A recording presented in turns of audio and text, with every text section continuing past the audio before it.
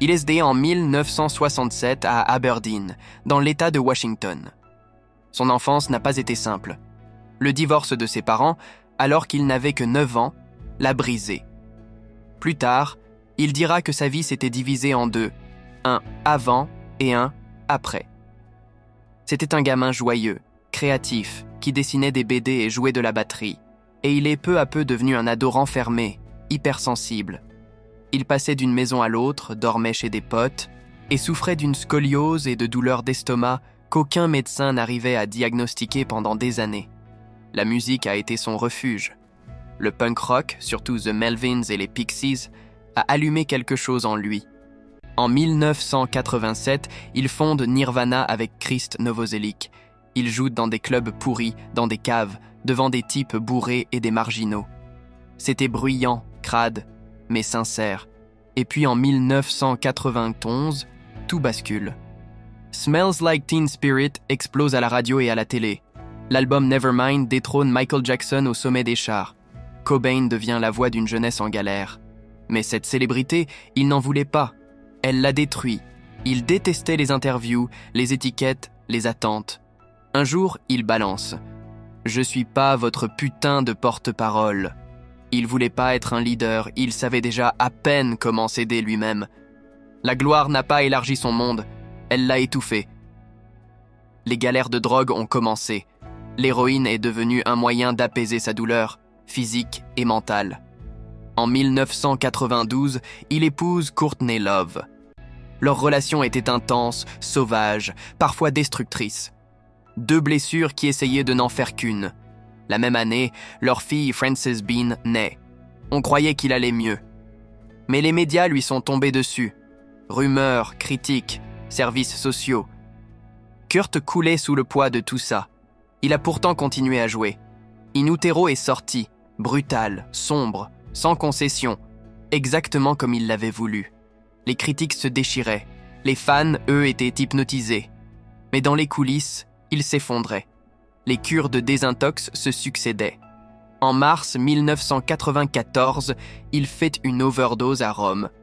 Certains ont parlé d'accident, d'autres pas. Quelques semaines plus tard, il s'échappe d'une clinique à Los Angeles.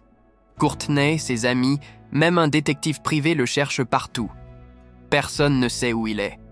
Le 8 avril 1994, on le retrouve mort dans la serre au-dessus de son garage à Seattle. Il était déjà parti depuis plusieurs jours. Il avait 27 ans. Le monde s'est figé. Des gens ont pleuré dans la rue. Des bougies se sont allumées aux 4 coins de la planète. Dans sa lettre d'adieu, il cite Neil Young. « Il vaut mieux brûler que s'éteindre à petit feu ». Certains ont cherché un message caché. D'autres ont dit qu'il était perdu bien avant ça. Même aujourd'hui, des théories circulent autour de sa mort.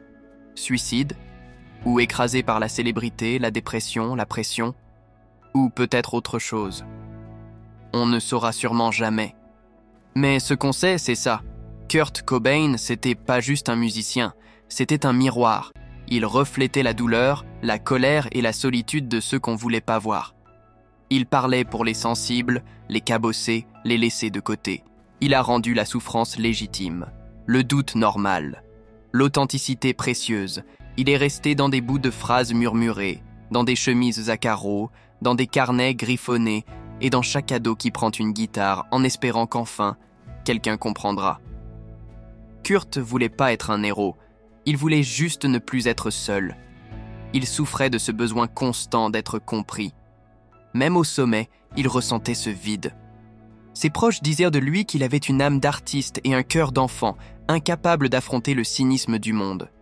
Il cherchait une issue dans la peinture, dans le dessin, dans ses carnets où il écrivait des dizaines de notes, parfois décousues, mais toujours pleines d'émotions. Dans une de ses dernières interviews, il avait dit « Je me sens comme un vieux dans un corps de jeune ». Il avait 26 ans. Il parlait souvent de la mort, pas comme d'une fin, mais comme d'un soulagement, une porte entrebâillée qu'il voyait tout le temps. Kurt détestait le faux, dans la musique, dans les gens. Il refusait de jouer dans des événements où il sentait de l'hypocrisie.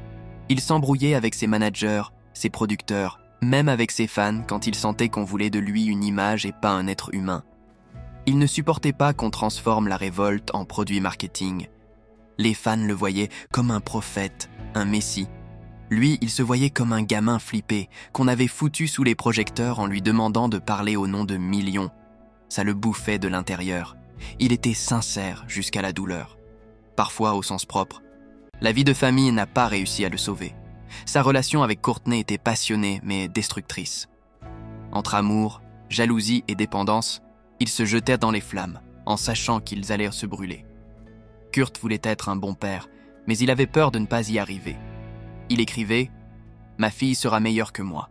Je veux qu'elle soit libre de ce qui est en train de me tuer. » Dans les derniers mois, Kurt disparaissait de plus en plus. Il pouvait rester des heures sans parler, à fixer un mur. Parfois avec une guitare, parfois un carnet, mais souvent avec ce regard vide. Ses proches disaient qu'il s'effaçait peu à peu. Il rigolait plus. Il souriait presque jamais. Il portait un poids qu'il n'arrivait plus à tenir. Il adorait les animaux. Il disait souvent que les chiens et les chats comprenaient bien mieux que les humains. Dans sa maison à Seattle, il passait plus de temps avec eux et sa fille qu'avec ses invités. Ces rares moments de tendresse étaient les seuls qui le raccrochaient encore à la vie. Mais ça devenait insuffisant. Quand il est mort, on a retrouvé chez lui une lettre, son carnet éparpillé, des cassettes de démos qu'il n'a jamais finies et des dessins d'enfants, peut-être ceux de Francis, peut-être les siens, gribouillés dans des moments de détresse. L'un de ces dessins montrait un homme dans une boîte en verre. Dehors, la foule. Dedans, la solitude. Avec écrit en bas « Je suis toujours là, c'est juste que vous n'entendez plus ». C'était le cri silencieux de celui qui n'a jamais voulu être un dieu, mais que le monde a transformé en icône. Kurt disait que la vraie musique vient de la douleur et qu'elle peut jamais être totalement joyeuse. Même dans les morceaux les plus entraînants de Nirvana, il y a toujours cette fêlure, cette angoisse, ce tiraillement intérieur. Il faisait pas de la musique pour la célébrité, il en faisait pour survivre.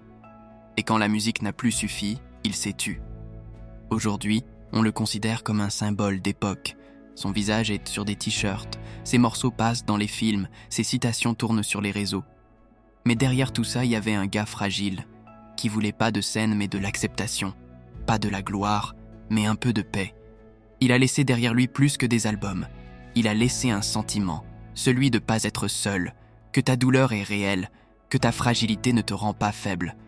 Et c'est pour ça qu'on l'aime encore. Pas pour son génie, ni pour son statut, ni pour les polémiques, mais pour sa vérité, parce qu'il ne trichait pas. Et peut-être que c'est ça, la vraie force des héros, ceux qui n'ont jamais voulu en être.